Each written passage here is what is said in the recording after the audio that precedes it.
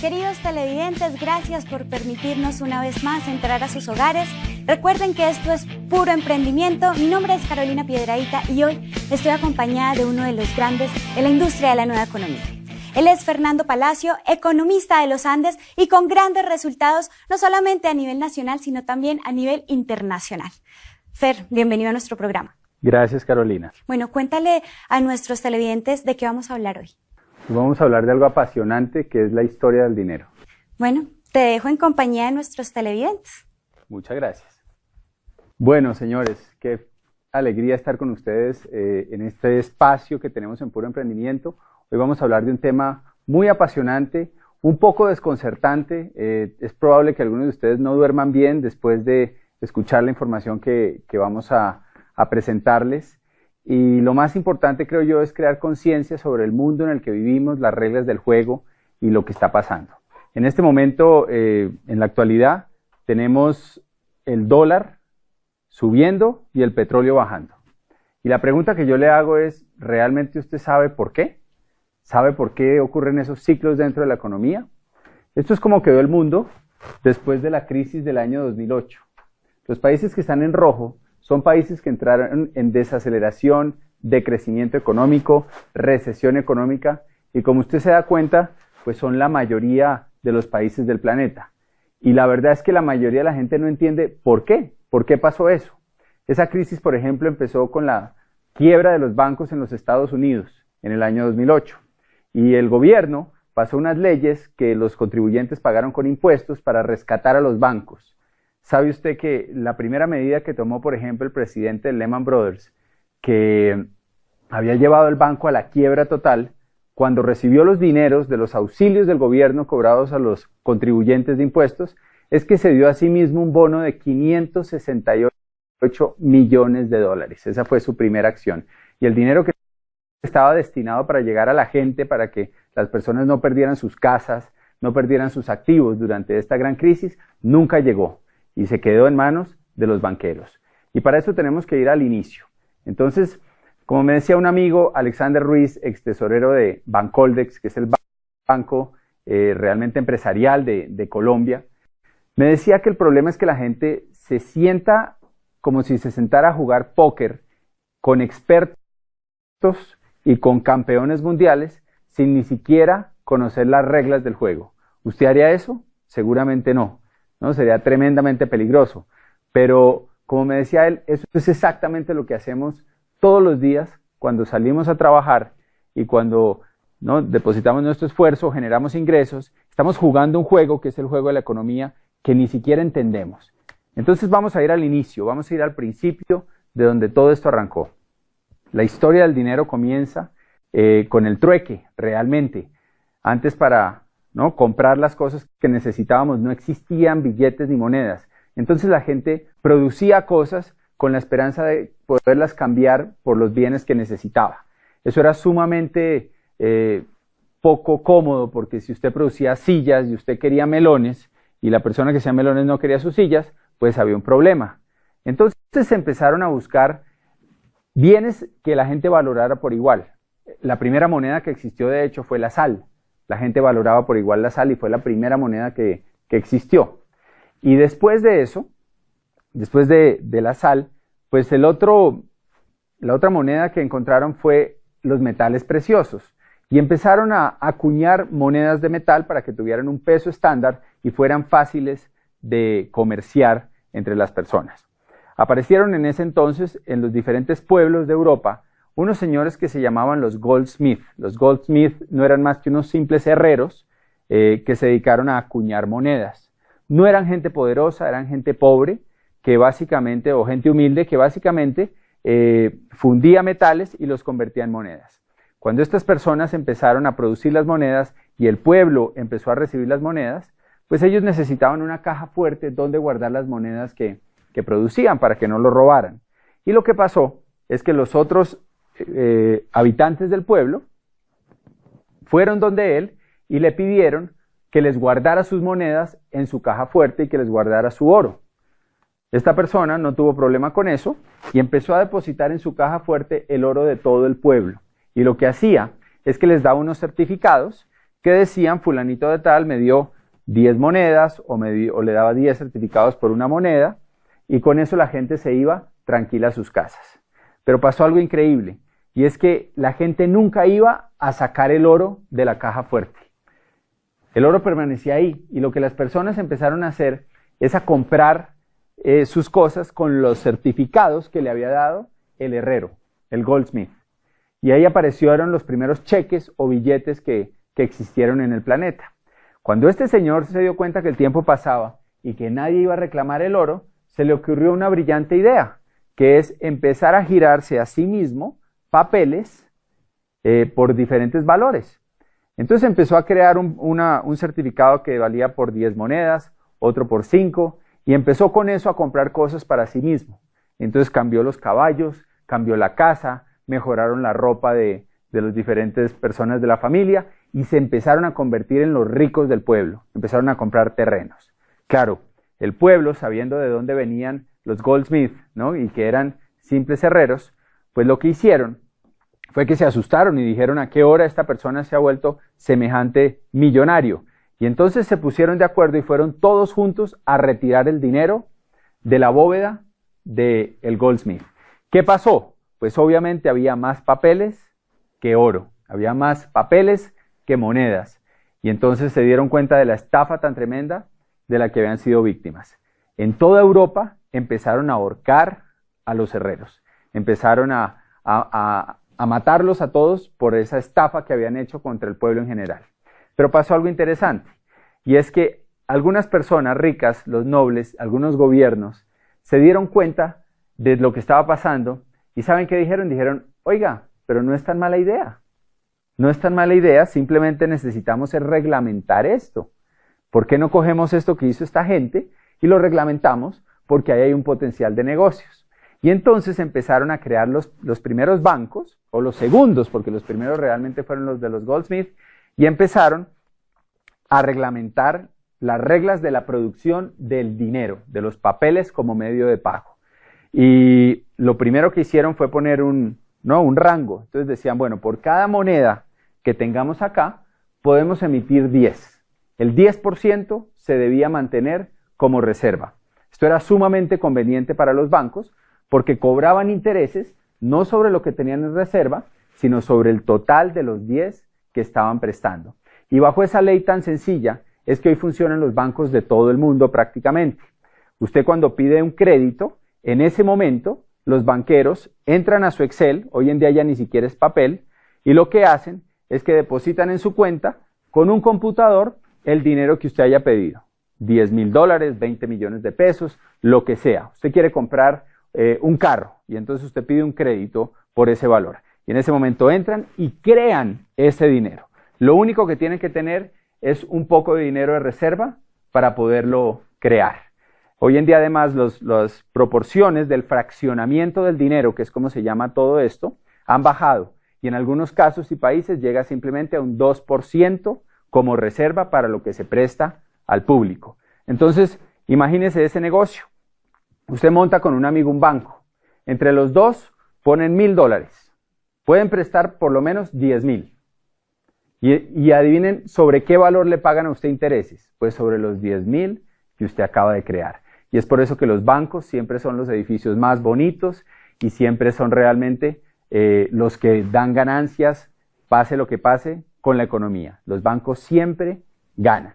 Y lo otro que es interesante de todo este tema es que el dinero vuelve al banco. Si usted pide un crédito por 30 millones de pesos para comprar un carro, usted va y compra el carro, pero adivine qué hace la persona que recibe ese dinero de usted, la que le vendió el carro. Pues coge ese dinero y viene y lo deposita al banco, y ahora eso se vuelve una reserva para el banco. O sea que ahora puede generar créditos por 300 millones de pesos, y esto se vuelve un ciclo que nunca para. Y el resultado de eso es que cada vez hay más dinero, más dinero, más dinero en la economía, y lo que eso nos ocasiona a todos se llama inflación. No sé si usted se ha puesto a pensar, pero piense cuánto podía costar una caja de leche en 1975. Tal vez centavos. ¿Cuánto vale hoy en día una caja de leche? Cientos de veces eso. Y mi pregunta es: ¿por qué? ¿Acaso la leche se volvió más costosa de producir? ¿Hay menos vacas? ¿Acaso el proceso, ¿no? Generó más, ¿no?, más mano de obra? Y la respuesta obviamente es que no. Cada vez es más fácil y más barato producir leche. Sin embargo, el precio sigue aumentando a medidas exorbitantes. Y eso se llama inflación y eso es un costo para todos nosotros. Lo otro que esto genera son impuestos, porque para poder pagar los distintos proyectos que generan el gobierno y sobre todo para poder pagar la deuda que los gobiernos hoy en día están generando debido a que están en crisis, pues lo que están haciendo es que se están endeudando. Los gobiernos están pidiendo créditos a los bancos centrales y deben pagar intereses altísimos sobre esos créditos, sobre grandes sumas de dinero, y eso siempre resulta en mayores impuestos para la población. Una persona que tenía una propiedad hace unos años, esa propiedad tenía un valor, vamos a decir que costaba en los años 90, un apartamento podía costar 40 millones de pesos. Ese mismo apartamento hoy puede costar 200 o 250 millones. Y como los impuestos funcionan por tablas, en teoría la gente es más rica y paga más impuestos, porque cada vez tiene más dinero, pero es pura inflación. Realmente lo que tiene es el mismo apartamento, solo que está más viejo que el que tenía en los años 90. Entonces la inflación y los impuestos son algo muy importante y es la forma en que los pueblos realmente se empobrecen en el largo plazo. Este tema de los bancos viene de toda la historia y hay algo que es todavía mucho más crítico, que es cómo fueron creados inicialmente los bancos centrales, que son los que manejan las reservas que manejan todos los otros bancos y los que manejan las emisiones de los billetes a nivel mundial. El primer banco central que existió fue en Inglaterra, se llamaba el Bank of England. Le pusieron ese nombre porque querían que el pueblo de Inglaterra pensara que era un banco realmente del pueblo, que era de ellos, que era un banco popular del gobierno. Pero la realidad es que no fue así. Era un banco de algunas pocas familias y era un banco privado. El primer banco central que existió para emitir billetes era un banco totalmente privado. Y lo que pasó es que cuando llegaron los ingleses a Estados Unidos, establecieron exactamente el mismo sistema. Las mismas familias europeas, multimillonarias, dueñas del Banco Central de Inglaterra, montaron o insistieron durante el tiempo en montar el Banco de la Reserva Federal de los Estados Unidos. Y ahí hay algo muy importante para todo el mundo. Nos afecta de una medida gigantesca ese simple hecho. Y se los voy a explicar con un poquito de historia. Anteriormente, como les contaba, los bancos tenían una reserva. Eran algo valioso, el oro, la plata. Con el tiempo, eso cambió. Después de la Segunda Guerra Mundial, necesitaban reconstruir Europa y se creó una reunión que se llamaba el Acuerdo de Bretton Woods, y en este acuerdo los países europeos acordaron eliminar el patrón oro, empezar a producir billetes. Y el acuerdo se basaba en que iban a seguir regidos por el dólar americano, el dólar de los Estados Unidos. ¿Por qué? Porque ese dólar todavía mantenía el patrón oro. Entonces, de cierta forma, seguían ligadas a algo real, a algo valioso. Eso fue un convenio que Estados Unidos aceptó, y aceptó volverse la moneda del planeta entero. Por eso hoy todo lo comparamos con dólares. Por eso hoy nos afecta tanto un alza del dólar como la que hemos tenido últimamente, y la gente pierde empleos y los importadores no les cambia el negocio y afecta el precio del petróleo. O sea, todo eso viene desde el acuerdo Bretton Woods en 1944. Pasó algo interesante. En 1971, Richard Nixon, presidente de los Estados Unidos, decide acabar con el patrón oro y dice: no, eso ya no es necesario. Rompe el acuerdo de Bretton Woods sin consultarle a nadie y decide que ahora el billete emitido por los diferentes bancos no va a estar respaldado por nada, simplemente va a ser papel, va a ser un pedazo de papel que la gente va a usar para cambiar. Anteriormente, si usted iba al banco con un billete, por ejemplo en Colombia decía pesos oro, pues a usted le daban una suma de oro por el valor de ese billete. Actualmente, el dinero es deuda, se crea cuando alguien pide una deuda, no tiene ningún respaldo y su único valor es el que le dan los habitantes los ciudadanos de un país basado en el gobierno, en la credibilidad que tiene ese gobierno. Y todo eso es muy importante porque si analizamos el tema, todas las economías del mundo están hoy atadas al dólar. Y lo más complicado del tema es que la Reserva Federal de los Estados Unidos no es ninguna reserva, ni tampoco es federal. No es del gobierno, es de unas cuantas familias poderosas que manejan la impresión y la creación de los dólares en toda la economía. ¿Cómo le parece eso? Imagínese uno tener el monopolio, el poder absoluto sobre un bien que todo el mundo quiere y que todo el mundo necesita. Y usted ser el único autorizado para producirlo en el mundo entero. No suena muy ético, ¿cierto? O sea, claramente derivará en corrupción. Y es lo que ha pasado. Y al ser ellos los dueños de la moneda, lo que ha pasado a través de la historia es que, bueno, vamos un poquito atrás, desde 1913 se establece la Reserva Federal de los Estados Unidos y desde entonces ellos manejan, imprimen y crean la oferta monetaria. Eso es, cuánto dinero hay en el mercado. Y lo que ha pasado es que las diferentes crisis, como la depresión de 1929, después hubo otra en el 1938, hubo otra en la guerra de Vietnam, hubo otra en la crisis con Irán, hubo otra en los años 90 y la última del 2008, todas se han creado porque la oferta monetaria aumenta, o sea, meten más billetes, bajan la tasa de interés para que todo el mundo pida créditos, aumenta los precios de las propiedades, entonces su apartamento, como usted cree, que ahora vale más porque se valorizó, realmente es inflación, entonces la gente siente que tiene más dinero y pide más créditos.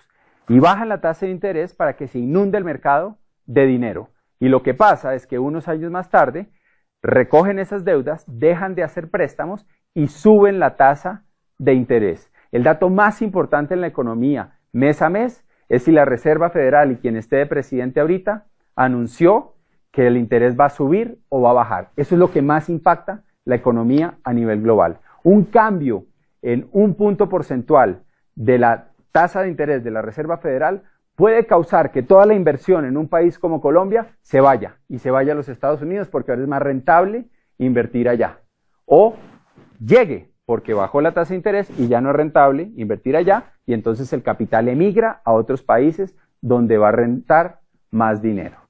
Entonces, si usted analiza eso y usted se pone a pensar que realmente es una junta directiva de unos pocos los que deciden eso, pues tienen el poder absoluto sobre lo que pasa en la economía. Y las crisis mundiales se han creado porque expanden y recogen la moneda. Entonces, ¿qué sucede? Pues en un momento de expansión, la gente toma créditos, le hace remodelaciones a la casa, compra carros, empieza, ¿no?, a comprar cosas que no necesita, cambia el televisor, cambia electrodomésticos, hace vacaciones, ¿no?, gasta dinero en vacaciones. Y en el momento en que la Fed sube la tasa de interés, recoge dinero, deja de pasar créditos, lo que pasa es que la gente pierde sus casas, entra en unas deudas que no puede pagar, ya no encuentra dinero que le presten y adivine qué pasa con los bancos. Terminan recogiendo por centavos todos esos activos que la gente compró durante el tiempo que tuvieron dinero. Entonces recogen carros, recogen propiedades, la gente, ¿no?, pierde sus casas y unos pocos ricos se hacen más ricos y los pobres se hacen más pobres. Estos son algunos presidentes que a través de la historia entendieron el juego de la Fed y se opusieron a él y tuvieron grandes batallas durante su vida en contra de ellos. El primero fue Andrew Jackson. Andrew Jackson luchó una batalla muy dura contra el poder central y él logró ganar esa batalla y logró que por unos 60 años los Estados Unidos no tuviera un banco central.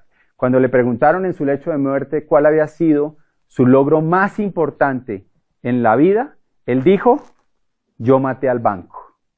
Él se enorgullecía profundamente de que le había ganado esa batalla al banco.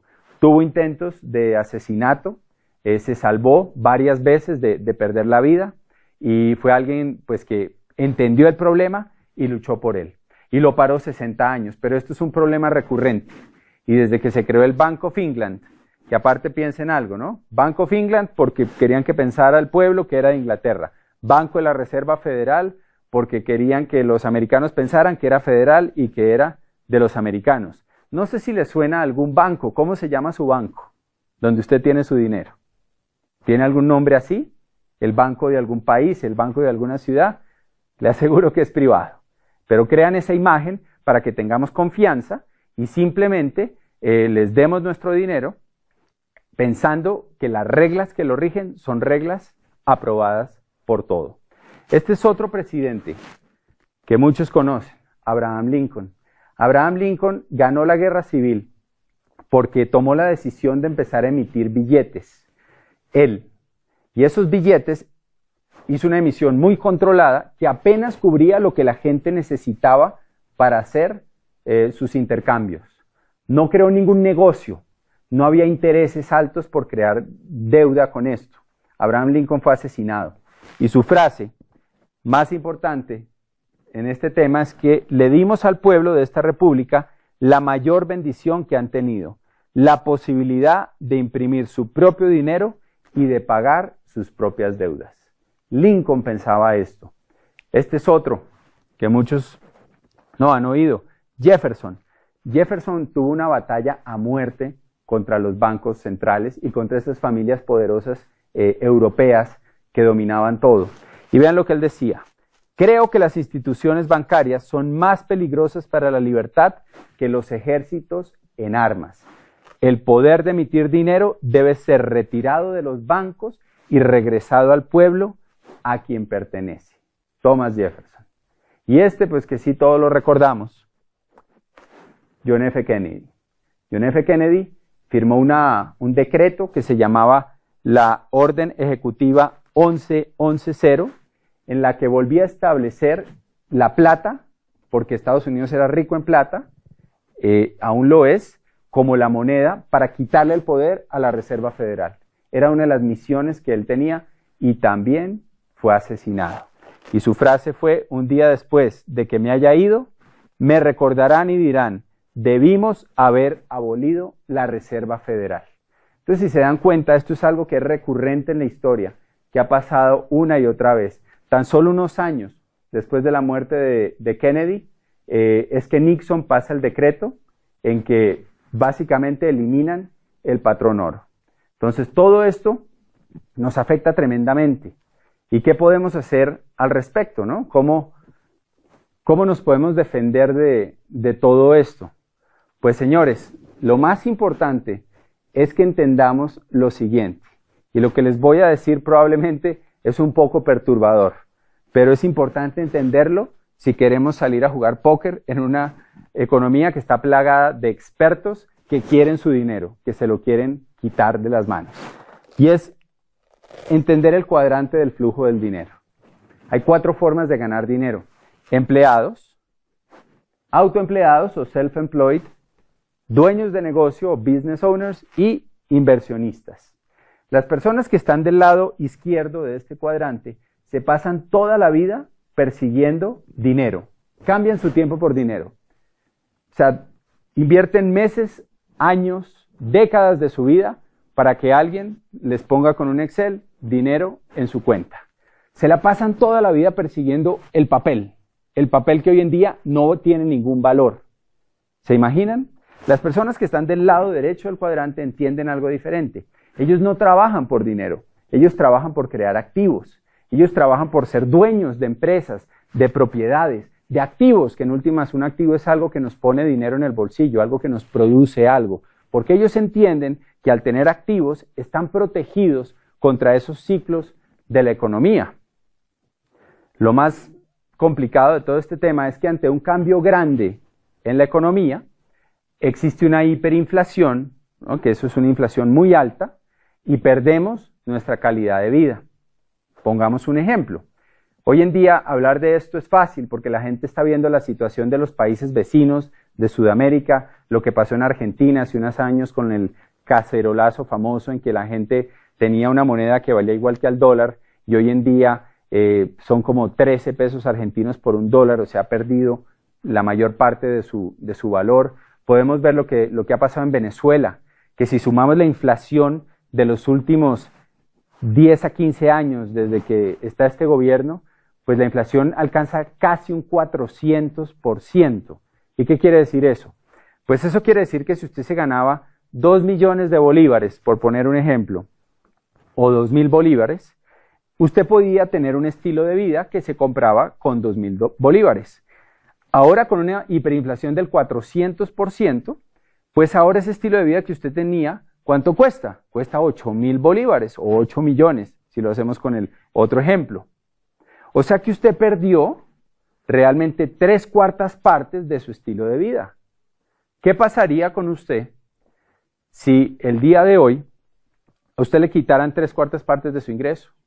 ¿Dónde podría vivir si usted lo que paga de arriendo o de hipoteca se redujera a 1/4 parte de lo que usted paga? ¿Qué tipo de mercado podría hacer? ¿Se dan cuenta? Perdimos en ese ejemplo 3/4 partes del valor o del estilo de vida que teníamos. Sin embargo, ¿ustedes creen que los sueldos los aumentan en 4 veces? No, obviamente no. Los sueldos los van aumentando con un porcentaje mínimo mensual que es prácticamente irrisorio y esos sueldos nunca dan para volver a comprar ese estilo de vida que teníamos antes. ¿Cómo nos podemos proteger? Teniendo activos, por ejemplo, si usted es dueño de un apartamento y usted arrienda ese apartamento a 2 millones de pesos y hay una hiperinflación, pues ahora usted va a poder arrendar ese apartamento en más, en 8 millones o de pronto en más, que es lo que hemos visto muchas veces, por ejemplo en Venezuela, los arriendos se dispararon. O si usted es dueño de un negocio y ese negocio tiene productos, pues lo que va a pasar es que los productos van a subir sus precios y usted va a sostener su estilo de vida en valor real. ¿Se dan cuenta? Por eso es que vemos aún hoy que en Venezuela nuestro negocio y nuestra compañía siguen calificando personas a niveles altísimos. El mes pasado hubo un nuevo diamante y permanentemente hay crecimiento. Es más, los productos que hay en Venezuela se los llevan rapidísimo porque todo el mundo necesita productos de consumo masivo. Entonces ahí está la lección más importante y realmente de lo que se trata hoy. Porque yo no creo que se trate de, no tenemos ningún poder para ir a derrocar a la Reserva Federal de los Estados Unidos. Ninguna marcha va a lograr eso. Esto es una guerra, tal vez la guerra más antigua de la humanidad, que es quién controla el dinero. No es por ahí. Más bien, eduquemos a la gente para que la gente se proteja. Y en vez de salir a perseguir un papel que en cualquier momento puede no valer nada, enseñemos y eduquemos a la gente a salir a trabajar por crear un activo, porque sean dueños de algo que los proteja ante estas situaciones. Entonces ya para terminar, yo les voy a mostrar algunas imágenes que son impactantes, pero que debemos ver para crear conciencia. Esto se llama la República Weimar. La República Weimar es Alemania después de la Primera Guerra Mundial. Hubo una hiperinflación tan grande que pasaban cosas como estas. Esto es una persona en su casa acumulando la cantidad de billetes que tenía. ¿Era muy rico? No, era pobre. Pero los billetes no valían nada, habían perdido todo su valor por un cambio en la economía, por una crisis. Esto es un señor empapelando la pared de su casa con billetes. ¿Por qué? Porque era más barato empapelar con billetes que salir a comprar papel para empapelar. Estos son niños construyendo castillos en la República Weimar con fajos de billete. Esto es un señor que iba a hacer mercado. Y estos son billetes de esa era. Y ustedes van a ver ahí un billete de 100 billones de marcos. Y ahí hay otro de 500 millones de marcos. Y eso no alcanzaba para comprar una bolsa de leche. ¿Se dan cuenta lo que estamos diciendo? Y tal vez la más impactante, que es esta. Un señor barriendo billetes en la calle, como si fuera basura. ¿Por qué? Porque se convirtió en basura. Usted se imagina lo triste que es uno trabajar toda su vida persiguiendo un papel, ¿no? Persiguiendo billetes, que es lo que la mayoría de la gente hace. El 96% de la población trabaja por ganar dinero. Y que en un momento dado, todo ese trabajo que usted hizo toda su vida se convierta en basura. Y señores, de eso se trata, de crear conciencia. Estamos viviendo un mundo donde las reglas del dinero son muy complicadas, no son tan difíciles de entender en cuanto a lo que necesitamos para, ¿no?, progresar y para realmente asegurar nuestra economía. Básicamente, usted necesita crear su propio activo. Y no existen muchas opciones allá afuera para hacerlo. Por eso lo están invitando a que construya este negocio. Porque si usted construye este negocio, usted va a ser dueño de algo, de un activo, en el cual además no se puede quebrar por la forma en que funciona este negocio, pero usted puede construir algo que el día de mañana no solo le dé seguridad económica, sino que le dé libertad y prosperidad. Así que los invitamos a ponerle mucha atención a la gente que lo está ayudando. Obviamente el negocio tiene un fondo que tal vez usted con este corto video ha descubierto, pero aquí hay algo que es difícil conseguir allá afuera, que es la seguridad de su familia y la libertad de los que lo rodean. Fue un placer estar con ustedes y nos vemos en la próxima de Puro Emprendimiento.